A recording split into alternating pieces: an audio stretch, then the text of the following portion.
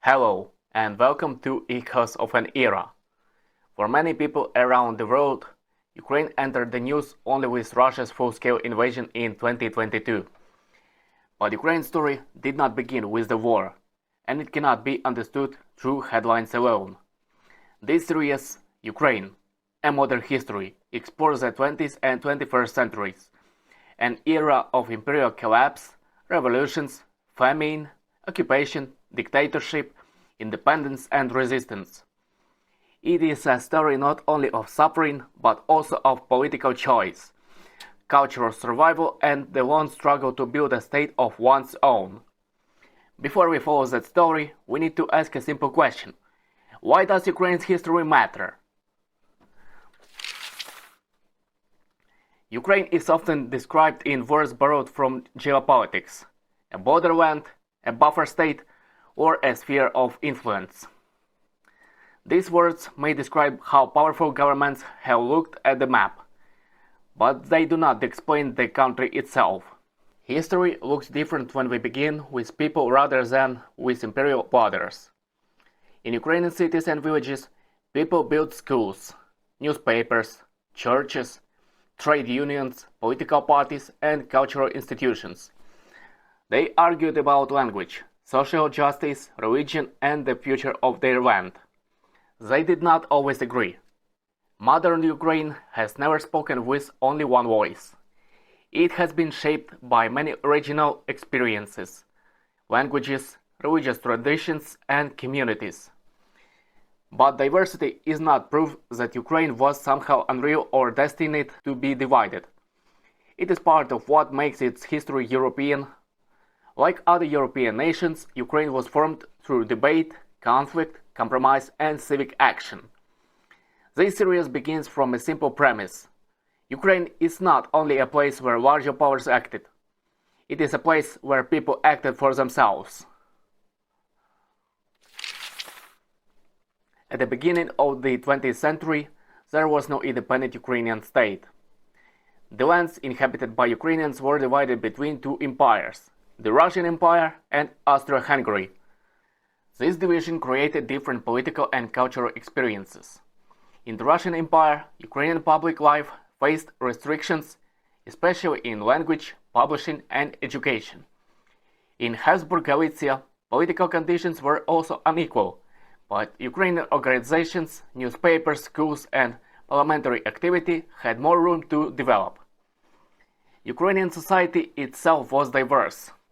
Ukrainians lived alongside Jews, Poles, Russians, Crimean Tatars, Germans, and other communities.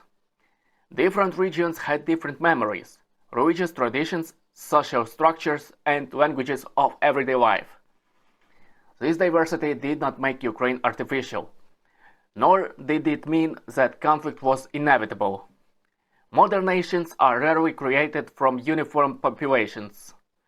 They are shaped through institutions, political debate, shared experience, and difficult choices. By 1914, the Ukrainian national movement was still incomplete and far from united.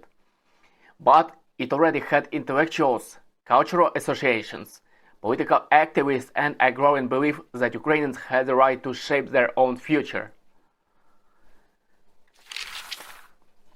The First World War destroyed the imperial order that had ruled Eastern Europe for generations.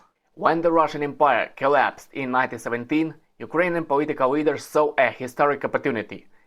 In Kiev, they created the Central Rada, a representative council led by the historian Mikhailo Hrushevsky. At first, the Central Rada demanded autonomy within a future democratic Russia. But events moved quickly. The Bolshevik seizure of power in Petrograd, followed by military intervention in Ukraine, made compromise increasingly impossible. In January 1918, the Ukrainian People's Republic declared independence. What followed was not a single war, but a struggle on several fronts at once. Ukrainian governments had to deal with Bolshevik armies, the collapse of the old imperial administration, foreign intervention, economic crisis, peasant unrest, and competing political projects. During these years, several Ukrainian governments attempted to build institutions of statehood. The Central Rada, the Ukrainian state of Hetman Pavlo Skoropadsky, the Directory, and in the west, the Western Ukrainian People's Republic. These governments did not simply issue declarations. They tried to create ministries, local administrations, courts, schools, diplomatic missions, and armed forces. Their state-building efforts ultimately failed under the pressure of war and political fragmentation. But the experience of 1917 to 1921 left a lasting legacy. It showed that Ukrainian independence was not an abstract idea. It had already taken institutional form. By the early 1920s, the Ukrainian struggle for independence had been defeated, but Ukraine had not disappeared. Its lands were divided among several states. Most of central and eastern Ukraine became Soviet Ukraine. Galicia and Volhynia were incorporated into Poland. Bukovina became part of Romania, while Transcarpathia was included in Czechoslovakia. These regions now lived under different governments, laws, school systems, and political restrictions. Their experiences were not identical. Yet, across these borders, Ukrainian cultural and political life continued. Teachers, writers, clergy, students, and activists preserved institutions, published newspapers, created associations, and debated the future of their society. The defeat of 1921 was therefore not the end of the Ukrainian question. It created several different Ukrainian experiences, and those experiences would shape the history of the decades to come.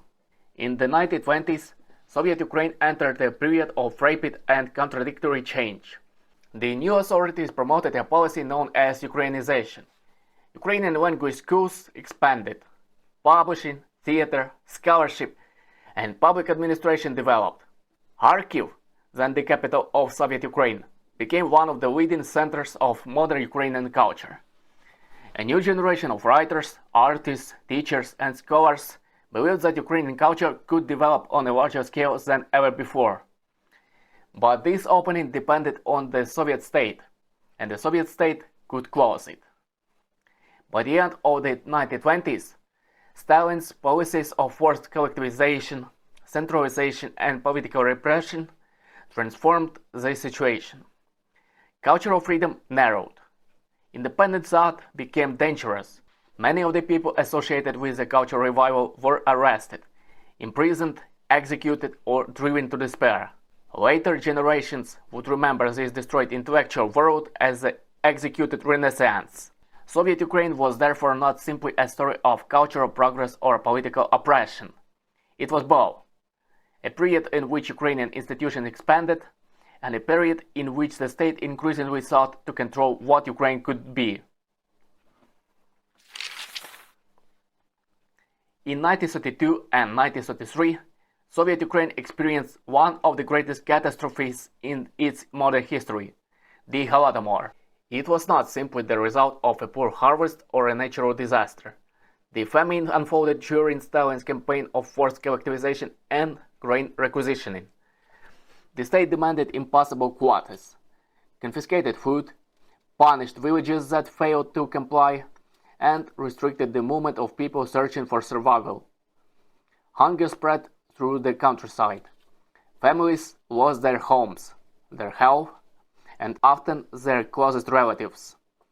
For many survivors, the trauma did not end when the famine ended.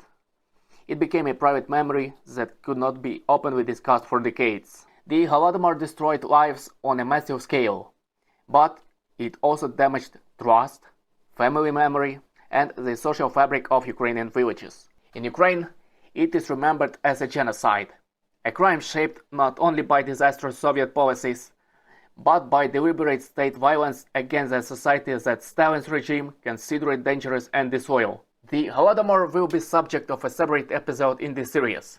Here, it is important to understand one thing. Modern Ukrainian history cannot be explained without confronting this tragedy. The Second World War brought another catastrophe to Ukraine. In 1939, after the Molotov-Ribbentrop Pact, the Soviet Union occupied western Ukrainian lands that had previously belonged to Poland. 2 years later, in June 1941, Nazi Germany invaded the Soviet Union. Most of Ukraine soon came under German occupation.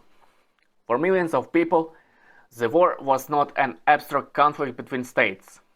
It meant evacuation, separation from family, hunger, forced labor, imprisonment, and the destruction of homes and communities. Ukraine was especially important to Nazi Germany. Hitler's regime saw its land, industry, and agricultural resources as assets for a future German empire. The occupation was therefore not designed to create an independent Ukraine or to improve the lives of its inhabitants. It was a system of conquest, extraction, and racial domination. At the same time, many people in Ukraine had already experienced Soviet repression, collectivization, famine, and terror. Some hoped that German rule might bring change. Those hopes were quickly destroyed by the reality of Nazi occupation. Ukraine became one of the central spaces of violence in Europe, a place where two totalitarian systems treated human beings not as citizens with rights, but as resources, enemies, or obstacles. Among the greatest crimes of the Nazi occupation was the Holocaust. Before the Second World War, Jewish communities were an essential part of life in Ukrainian cities, towns, and villages. They contributed to trade, education, literature, religion, medicine, and public culture. In 1941, the German invasion brought the Holocaust to Ukraine largely through mass shootings. Jews were forced from their homes, assembled under false pretenses, taken to ravines, forests, and fields, and murdered near the places where they had lived. Babyn Yar in Kiev became the most widely known symbol of this crime. In September 1941, Nazi forces murdered tens of thousands of Kiev's Jews there in only a few days. But Babyn Yar was not an exception. Similar crimes took place across occupied Ukraine. The Holocaust destroyed communities that had existed for generations. It changed the human map of Ukraine forever. This history must not be treated as a side note to the war. The Holocaust in Ukraine is a part of Ukraine's history and part of Europe's history. To understand the country that emerged after 1945, we must remember not only the people who survived the war, but also the communities that were destroyed within it. After 1945, Soviet rule was re-established across all of Ukraine, including the western regions that had been incorporated into the Soviet Union during and after the war. The country was devastated. Cities, factories, railways, and villages had to be rebuilt. Millions of people had been killed, displaced, deported, or separated from their families. Reconstruction changed Ukraine rapidly. Industry expanded, cities grew, and new opportunities appeared in education, science, and professional life. For many people, moving from a village to an industrial city became a path to a different future. But this was not a free society. In western Ukraine, the Soviet authorities fought the nationalists underground with arrests, deportations, and repression against those suspected of supporting it. Across the republic, political pluralism did not exist, and cultural life remained under close state control. Russian became increasingly important in administration, higher education, science, and urban life. Ukrainian culture survived, but it often had to exist within limits set by Moscow. After Stalin's death, a limited cultural opening allowed a new generation of writers and intellectuals to speak more openly. They would later become known as the 60ers. Yet this opening was fragile. By the 1970s, the Soviet authorities again targeted Ukrainian cultural figures, dissidents, and human rights activists. Post-war Soviet Ukraine was modern, urban, and industrial. But beneath the image of stability remained a basic question: how could a society preserve its language, memory, and dignity inside an authoritarian state? On 26 April 1986, reactor number 4 at the Chornobyl nuclear power plant exploded. The accident became one of the worst nuclear disasters in human history. But for Ukraine, Chernobyl was never only a technical failure. It was also a human, social, and political catastrophe. Thousands of people were sent to contain the consequences of the explosion, Entire communities were evacuated. Families faced fear, uncertainty, illness, and the loss of their homes. The first response of the Soviet authorities was shaped by secrecy. Information was delayed, restricted, or presented in ways that minimized the scale of the disaster. For many Ukrainians, this created a deep rupture between official language and lived reality. The state expected trust, but it could not provide honest answers. Chernobyl did not cause the collapse of the Soviet Union by itself, but it exposed the weaknesses of a system built on control, silence, and the fear of admitting failure. It also gave environmental concerns a political meaning. People increasingly asked who had the right to make decisions about Ukrainian land, Ukrainian cities, and the lives of Ukrainian citizens. In that sense, Chernobyl became one of the turning points on Ukraine's road from a Soviet republic to an independent state. By 1991, the Soviet Union was in deep crisis. In August, hardline officials in Moscow attempted a coup against Soviet leader Mikhail Gorbachev. The coup failed, but it showed that the old system could no longer be repaired. On 24th August, the Ukrainian parliament declared independence. 4 months later, on 1st December, Ukrainians were asked to confirm the decision in a national referendum. More than 90% voted in favor of independence. Support came from every region of the country, including areas where Russian was widely spoken, as well as Crimea and Sevastopol. This mattered greatly.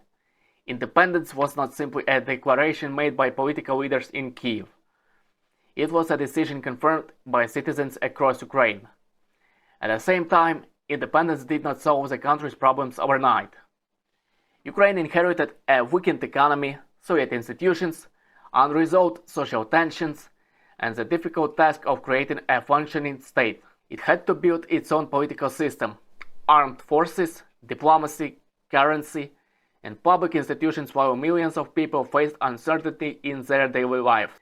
But after 1991, Ukraine was no longer a Soviet republic. It was an independent state, and its citizens would now have to decide what kind of country it would become. In independent Ukraine, citizens repeatedly showed that elections and public life could not be controlled entirely from above. The first major moment came in 2004, during the Orange Revolution. The presidential election was marked by pressure, manipulation, and widespread allegations of fraud. When official results declared Viktor Yanukovych the winner, supporters of opposition candidate Viktor Yushchenko refused to accept the outcome. They gathered in Kiev's Independence Square, the Maidan, and created a large, peaceful protest movement. People came from different parts of the country, bringing tents, food, music, flags, and a clear demand. Their votes had to count. The crisis ended with a repeat vote. Yushchenko won, and the Orange Revolution became an important demonstration that mass civic protest could defend electoral rights without turning into civil war. Almost a decade later, in late 2013, the Maidan became the center of another movement, the Revolution of Dignity. It began after President Yanukovych's government suspended preparations for an agreement with the European Union. But the protests soon became about more than Europe. They were about police violence, corruption, dignity, and the right of citizens to hold their government accountable. The Orange Revolution and the Revolution of Dignity were different in character. The first was closely connected to an election campaign. The second began more spontaneously, with students, civic activists, and social media playing a central role. Yet both showed the same essential fact. Ukrainian society was not politically passive. When people believed that their rights, dignity, or future were under threat, they were prepared to act. The Revolution of Dignity was followed almost immediately by a new and dangerous phase in Ukraine's history. In late February 2014, Russian forces took control of key cities in Crimea. In March, Russia declared the annexation of the peninsula. At the same time, armed groups began seizing government buildings in the Donbass, in eastern Ukraine. In April, They proclaimed the so-called Donetsk and Luhansk People's Republics. The conflict that followed was not simply a local uprising. Russian money, personnel, weapons, and political support played a decisive role in turning the crisis into a war. Yet the attempt to spread separatism across southern and eastern Ukraine did not succeed everywhere. In Kharkiv, Odessa, Dnipro, Zaporizhia, and other cities, local civic groups, volunteers, and state institutions resisted the collapse of Ukrainian authority. Ukraine entered the war with an army weakened by years of neglect. But the response of society was rapid. Volunteers supplied soldiers, raised funds, supported displaced people, and helped rebuild the country's capacity to defend itself. For many Ukrainians, 2014 changed the meaning of independence. The state was no longer only a system of institutions in Kiev. It became something that had to be protected by citizens themselves. The war did not begin in February 2022. It began in 2014, and the full-scale invasion would later become its most dramatic escalation. On 24th February 2022, Russia launched its full-scale invasion of Ukraine. Russian forces attacked from several directions at once. They moved toward Kiev from the north, advanced in the east, and seized territory in the south. The Kremlin expected a rapid collapse of Ukrainian resistance and the replacement of Ukraine's government. That did not happen. Ukraine's armed forces resisted the attack. Civilians helped in countless ways. They joined territorial defense units, supplied soldiers, evacuated families, raised money, delivered humanitarian aid, and documented what was happening in their towns and cities. The defense of Kiev became a symbol of this resistance. Russia failed to capture the capital, and its forces withdrew from northern Ukraine in the spring of 2022. The invasion also changed how much of the world understood Ukraine. International support grew. Governments provided military, financial, and humanitarian assistance, while millions of people across Europe opened their homes to Ukrainian refugees. But this was not only a story of international solidarity. Ukraine survived because its society resisted. The full-scale invasion made brutally clear what had been at stake throughout modern Ukrainian history: the right to exist as a nation, to choose a political future, and to live in an independent state. Ukraine's modern history is not a single story with one inevitable ending. It is a history of difficult choices made under pressure, between empire and independence, repression and cultural survival, dictatorship and civic resistance, fear and responsibility. In the episodes that follow, we will return to 5 central questions. Why has statehood mattered so much in Ukrainian history? How did empire shape Ukrainian society? And why did Ukrainians continue to seek political self-determination? What did totalitarian rule do to people, communities, culture, and memory? Why did citizens repeatedly mobilize to defend democratic rights and public dignity? And finally, how does this history help us understand Ukraine's resistance today? These questions do not have simple answers, but without them, Ukraine remains only headline. With them, we can begin to see a much fuller picture, a society shaped by tragedy, resilience, disagreement, and the determination to decide its own future. In the next episode, we will return to the years before 1914. Ukraine was divided between 2 empires, but a modern national movement was already taking shape. We will explore the political, cultural, and social world that existed before the First World War, and ask why the collapse of empires created such a powerful opportunity for Ukraine's statehood. This is where the modern story begins. The history presented in this episode is based on the work of historians and researchers whose books and articles are listed in the video description. Thank you for watching Ukraine and Modern History. In the next episode, we will begin at the start of the 20th century, with Ukraine on the eve of the First World War. Goodbye.